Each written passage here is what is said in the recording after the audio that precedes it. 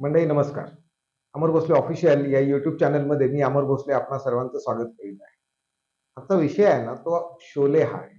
शोले हा सिनेमा आपण सर्वांनीच बघितलेला आहे आणि शोलेनी जो काही चित्रपट जगतामध्ये इतिहास केला तोही आपणा सर्वांना ज्ञात आहे. साधारणतः 50 वर्षापूर्वी म्हणजे 15 ऑगस्ट 1975 या दिवशी शोले हा चित्रपट रिलीज झाला आणि त्यानंतर जे काही घडलं तो इतिहास आहे. सर्वांनी तो चित्रपट पाहिलेला आहे त्या काळातल्या. कारण तो धो-धो चालला. ज्या काळात चित्रपट अ, एक म्हणजे रिस्क असायची. त्या काळात चित्रपट एवढा मोठा बिग बजेट चित्रपट सिप्पी यांनी बनवला आणि प्रेक्षकांनी सुद्धा त्याला भरभरून असा प्रतिसाद दिला. त्या चित्रपटातले संवाद असतील, त्या चित्रपटातली पात्रांची नावं असतील, ही सर्व अगदी प्रेक्षकांना तोंडपाठ होती. म्हणजे आज सुद्धा लोकांना ती माहीत आहे. इतकं त्या चित्रपटाचं गारुड प्रेक्षकांवर आहे. असा हा शोले. या शोलेच्या यशामध्ये अनेकांचे हातभार लागलेले आहेत. आणि कलाकार असतील, तंत्रज्ञ असतील, दिग्दर्शक सिप्पी स्वतः रमेश सिप्पी यांनी तो चित्रपट दिग्दर्शित केलेला होता.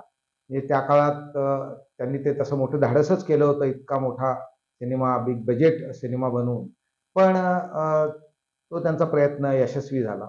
या सर्व शोलेच्या संदर्भात आपण बोलताना साधारणपणे ज्या लोकांनी त्या ठिकाणी आपापलं योगदान दिलेलं आहे, त्यामध्ये एक अतिशय महत्त्वाचं योगदान एका मराठी माणसाने दिलेलं आहे आणि त्यांचं नाव आहे माधवराव शिंदे. होय, बरोबर ऐकलत आपण. माधवराव शिंदे. माधवराव शिंदे हे संकलक होते. चित्रपटाचं एडिटिंग करावं लागतं. म्हणजे चित्रपट जेव्हा शूट करतात, जेव्हा त्याचं चित्रीकरण पूर्ण होतं, तेव्हा त्या काळात रील्स असायचे आणि ते रील्समध्ये जो चित्रपट बनलेला असायचा, तो मग प्रभावशाली होण्यासाठी एक व्यवस्थित जागी त्याचं एडिटिंग, त्याचं संकलन, तो कट करणे आणि मग तो परत जोडणे आणि मग हे सगळं करत असताना चित्रपटाचा प्रभाव मात्र कुठेही कमी झाला नाही पाहिजे. अ, ह्या अशी ही एक तारेवरची कसरत असायची आणि टेक्नॉलॉजी आजची आणि साधारणतः 50 वर्षापूर्वीची जर आपण बघितलं तर खूप तफावत होती आणि त्यामुळे हे काम अतिशय किचकट असं अवघड काम होतं आणि हे काम माधवराव शिंदे यांनी केलेलं होतं. त्या चित्रपटासाठी साधारणतः हिंदी चित्रपटसृष्टीमध्ये त्यांनी जवळ-जवळ 100च्या वर चित्रपटाचं संकलन केलेलं आहे आणि शोले हा चित्रपट इतका अफाट गाजला. पण त्या तुलनेत माधवराव शिंदे यांचं नाव काही तितकंसं पुढे आलं नाही. आणि ज्यावेळेस हा चित्रपट चं चित्रीकरण पूर्ण झालं, तेव्हा मंडळी आश्चर्य वाटेल 3,00,000 फूट इतक्या लांबीचा हा चित्रपट बनला होता.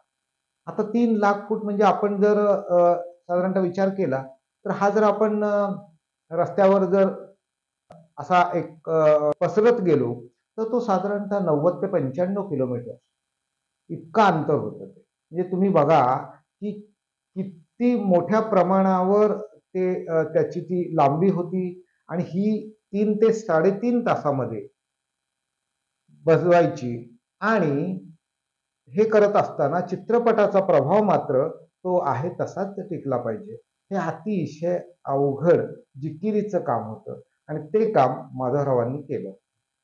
संकलक म्हणून त्या चित्रपटाचे. चित्रपट रिलीज झाला, तो तुफान चालला. हे सर्वांनाच माहीत आहे. आणि त्या चित्रपटांनी आजही लोकांच्या स्मरणामध्ये अनेक गोष्टी त्या चित्रपटाच्या संदर्भातल्या आहेत. म्हणजे 50 वर्षानंतर सुद्धा आपण विचार केला तर शोले हा लोक विसरलेले नाहीत. दरम्यान अनेक चित्रपट येऊन गेले, पण ती नावं काही लक्षात नाहीत. पण शोले मात्र सर्वांच्या लक्षात आहे. तर ह्या शोलेला त्या वर्षी फिल्मफेअर या अतिशय प्रतिष्ठित अशा चित्रपट जगतातील अवॉर्ड आपण जे म्हणतो, ते मिळायलाच हवं नाही का? तुम्हाला काय वाटतं? मिळायला हवं होतं. आणि 9 नामांकन वेगवेगळ्या कॅटेगरीसाठी शोलेची झाली फिल्मफेअरमध्ये. पण तुम्हाला ऐकून मोठं आश्चर्य वाटेल. फक्त एक फिल्मफेअर अवॉर्ड या शोले चित्रपटास मिळालं. हा इतिहास आहे. आणि कशासाठी मिळालं बरं ते? ते जे फिल्मफेअर अवॉर्ड मिळालं होतं, ते संकलनासाठीचं होतं. म्हणजे एडिटिंगसाठीचं होतं आणि ते माधवराव शिंदेंना मिळालेलं. पहा किती मोठं कर्तृत्व आहे. एवढं किचकट, अवघड काम त्यांनी केलं होतं. खरं तर ही त्यांच्या कामाला मिळालेली पावतीच. ही पोचपावतीच त्यांना मिळाली असंच म्हणावं लागेल. एक फिल्मफेअर अवॉर्ड त्यांना त्या ठिकाणी पूर्ण चित्रपटात मिळालं आणि चित्रपटात चालला, सर्व काही झालं. माधवराव सुद्धा त्यांचं काम करीत राहिले. हे सगळं झालं, पण या सर्व सिनेमाच्या इतिहासामध्ये मला असं वाटतं, की त्यांचं नाव म्हणावं तितकं पुढे आलं नाही. म्हणून मला आज असं वाटलं, की या विषयावर बोलावं. अर्थात दादासाहेब फाळके यांनी ज्या चित्रपटसृष्टीचाच पाया रचला, ते सुद्धा मराठीच आणि अनेक मराठी व्यक्तींनी या क्षेत्रामध्ये बहुमोल असं योगदान दिलेलं आहे.